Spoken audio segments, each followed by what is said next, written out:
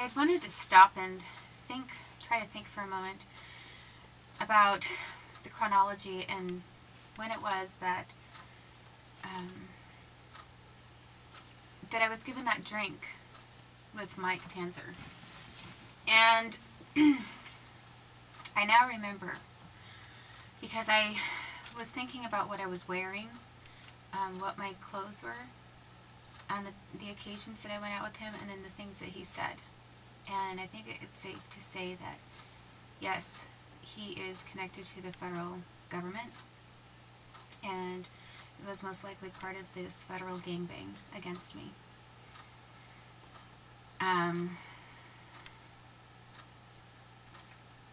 Basically, what these federal employees were doing is they were deliberately getting me to the point of complete incapacitation, because they knew that I was celibate and there was nobody had a chance with me unless I was totally incapacitated. So their goal had been to set me up with one employee after the other, to have me in a vulnerable position where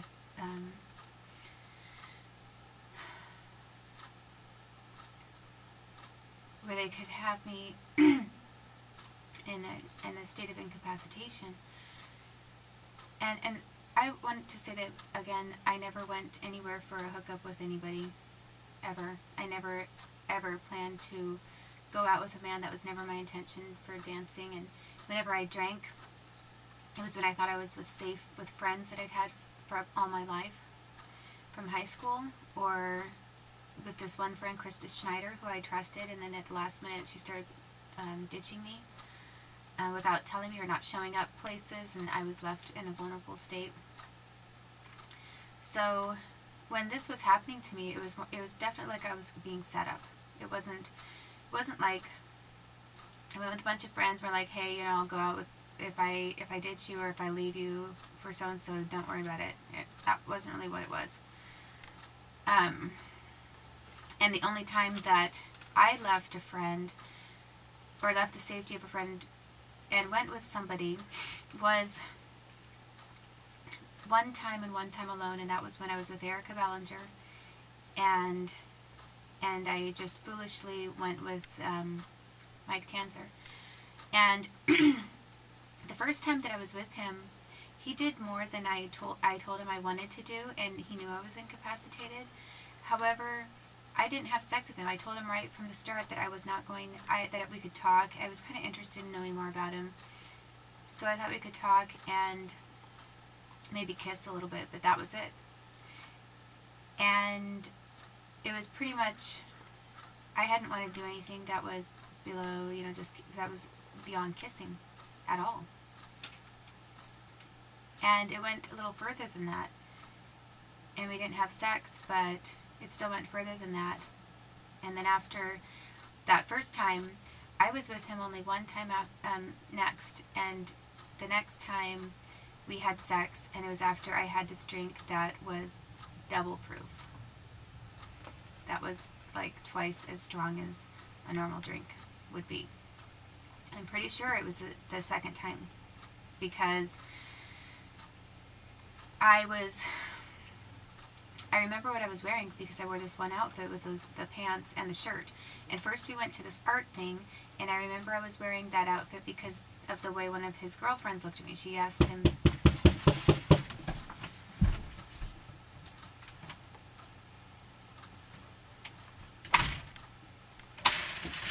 "Hi, how are you?"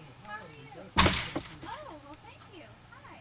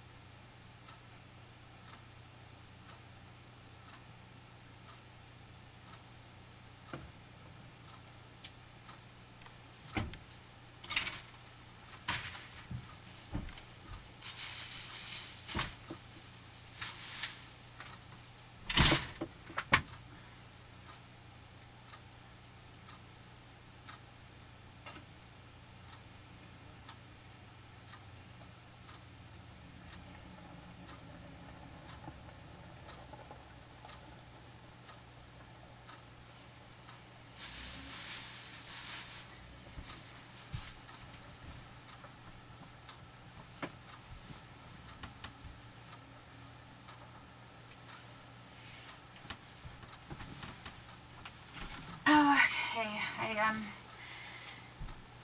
a knock at the door. So, what I was saying, I have to edit out all this entire section, is I believe it was the second time, because I remember that I wore those pants and that shirt when I went to the underground art showing, that it was put on by Lewis and Clark. And I had been going to Lewis and Clark Law School library to do all of my legal research. And I was there all the time. The other person that I met there that I did go out with on a different occasion was U.S. Navy, and his name was Adam. So, the only person that I ever talked to really was this librarian that worked at the law library named Adam, who was from California, and his father was Navy intelligence, U.S. Navy intelligence. And,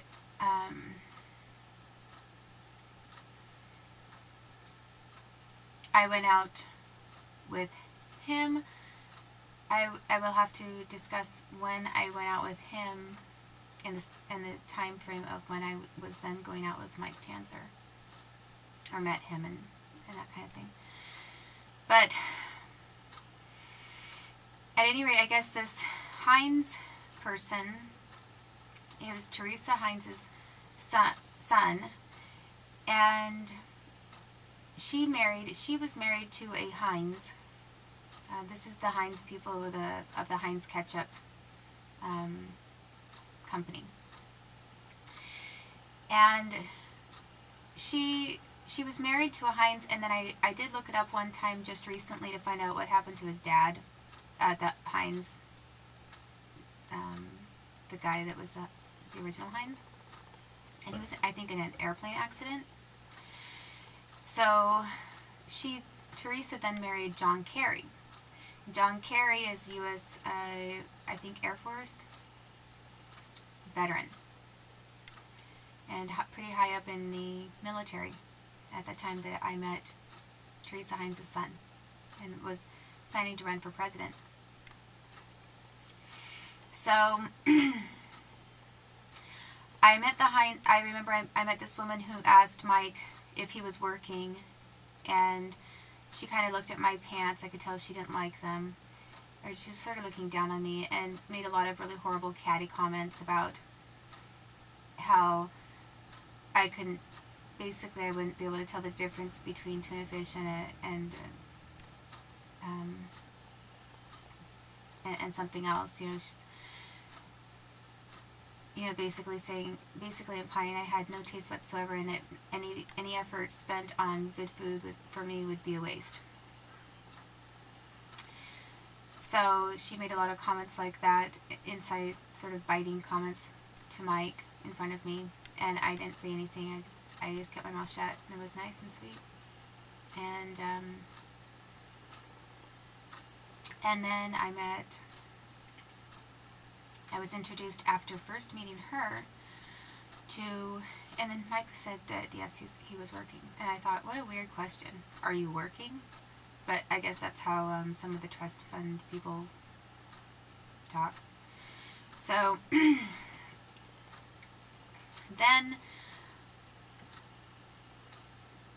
I was meeting the Heinz heir who was the person whose art we were there to see. So it was his art that we went there for, because that was Mike's friend. And it was this giant kind of cone, like traffic cones that you see on the road. There were a bunch of white ones, and he had arranged them in this huge design, a whole bunch of them all together in this shape of a V. And it was something like called the woman's private part or something. I think that's what he said at some point, or joked that it was about. But I don't know. I really have no idea. And then there was some kind of I remember there was a weird display of a ketchup bottle thing, or ketchup running from one thing to the other, and I thought that was kind of strange, but I didn't think about the fact that he's a ketchup heir. So somebody was making something about that. And